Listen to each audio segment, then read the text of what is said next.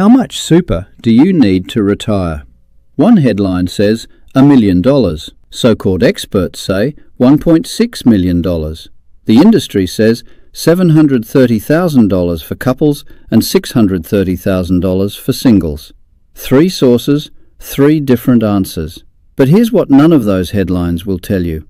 For most Australians, every single one of those numbers is wrong.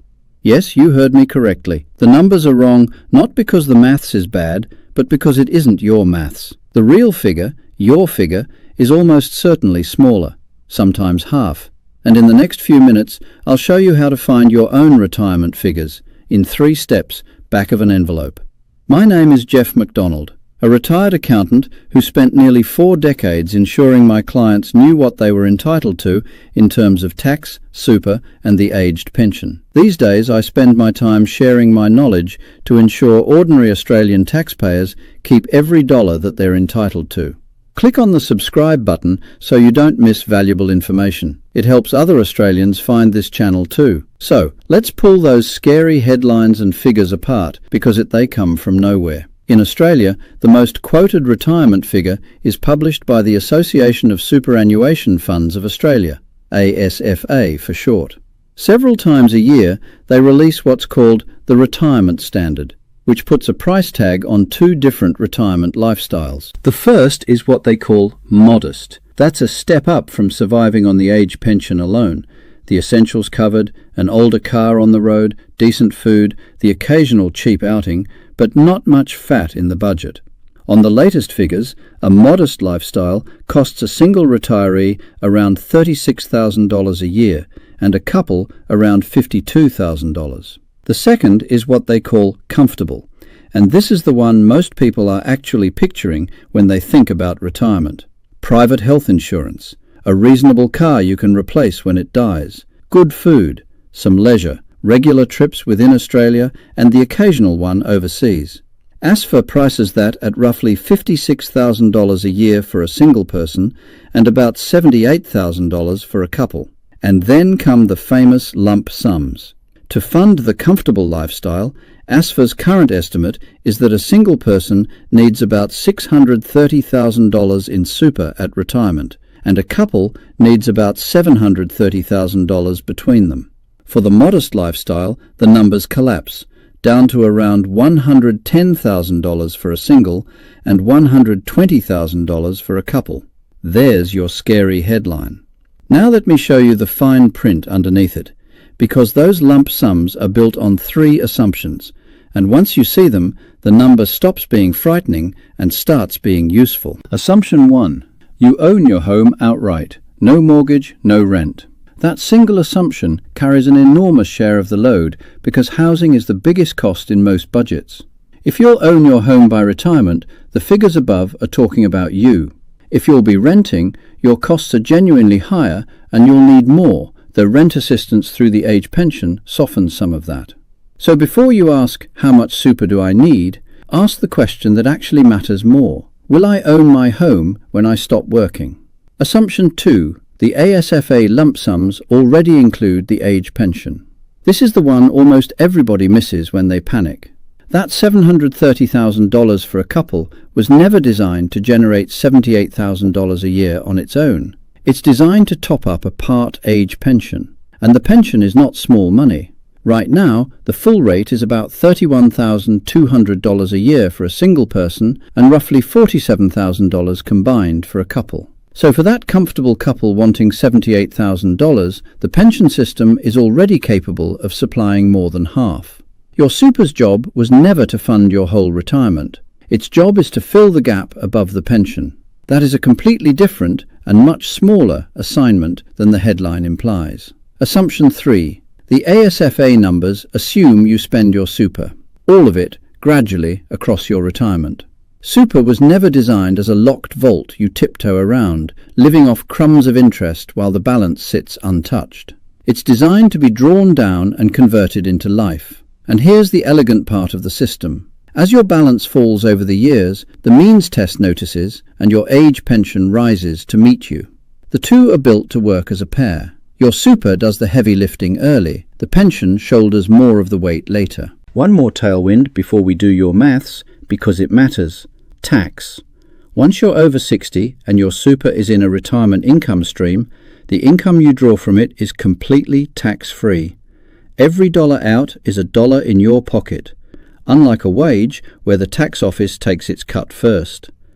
The earnings inside that account are tax-free too, up to the transfer balance cap, which now sits at $2.1 million per person. Most of us will never brush against that ceiling. The point is simple. $50,000 of retirement income buys the lifestyle that a considerably bigger salary used to. Right, let's find your number. 3 steps, back of an envelope. Step 1. Choose your annual income. Forget balances for a moment. What does the life you actually want cost per year? Is the modest budget genuinely enough, or are you a comfortable lifestyle person? The trips, the newer car, the dinners out? Write down the yearly figure. That's your target income. Step 2. Subtract the age pension you're likely to receive. Most Australian retirees get at least a part pension at some point, and many drift onto the full rate later in retirement as their savings run down.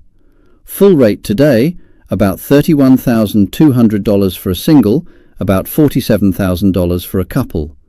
Take that off your target income.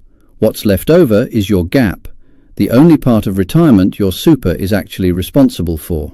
Step 3. Size your super against the gap. A rough, sensible rule of thumb is that super can sustainably supply about 5% of its balance as income each year across a normal retirement. So flip it around. Your gap multiplied by 20 gives you a ballpark balance. A $15,000 gap? Around $300,000. A $20,000 gap? Around $400,000. And because the pension climbs as your balance falls, these ballparks tend to err on the cautious side, which is exactly the direction you want your errors running. Let me make it real. Meet Ray and Judy, both 67, both just retired, home owned outright, and they want the comfortable life. Call it $78,000 a year. Between them, they've got $600,000 in super, and they've been quietly sick about it because every article they read says couples need $730,000. But run their actual numbers. The family home doesn't count in the assets test. On $600,000 of assets, they qualify for a meaningful part pension, somewhere in the high 30,000s a year to start with. So their super isn't being asked to produce $78,000, it's being asked to produce roughly $40,000. And as they draw it down and the balance falls, their pension steps up behind them, year after year, cushioning the descent all the way toward the full rate. Are Ray and Judy millionaires? No. Are they the disaster the headline told them they were? Not even close. They were fine. They just didn't know it yet. Now, suppose you run your 3 steps and the answer genuinely comes up short. Don't despair, because you have more levers than you think. If you're still working, salary sacrifice is the simplest one. Extra contributions straight out of your pre-tax pay, often lowering your tax bill while your balance grows. Just mind the annual contribution caps. If a house sale is in your future, the downsizer contribution lets you move a large lump sum into super later in life. Working even 1 or 2 extra years punches well above its weight. More contributions in, more growth on top, and fewer retirement years to fund.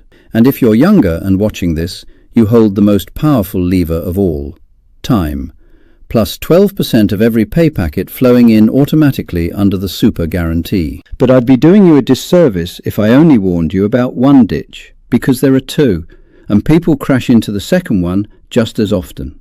Plenty of Australians get so haunted by the headline number that they work 5 years longer than they ever needed to.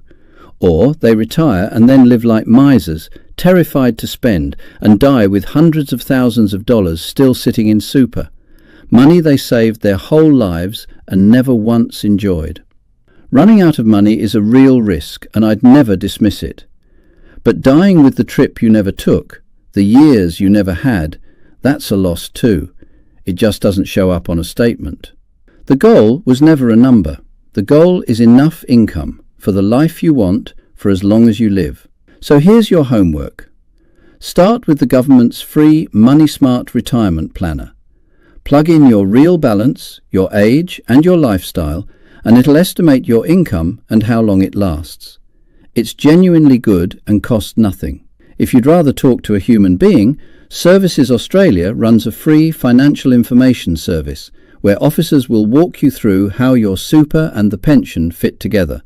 No sales pitch, no fee. And if your situation is more complex, that's the moment for a licensed financial advisor to build a proper plan around you. The usual honest caveat: everything in this video is general information, not personal advice.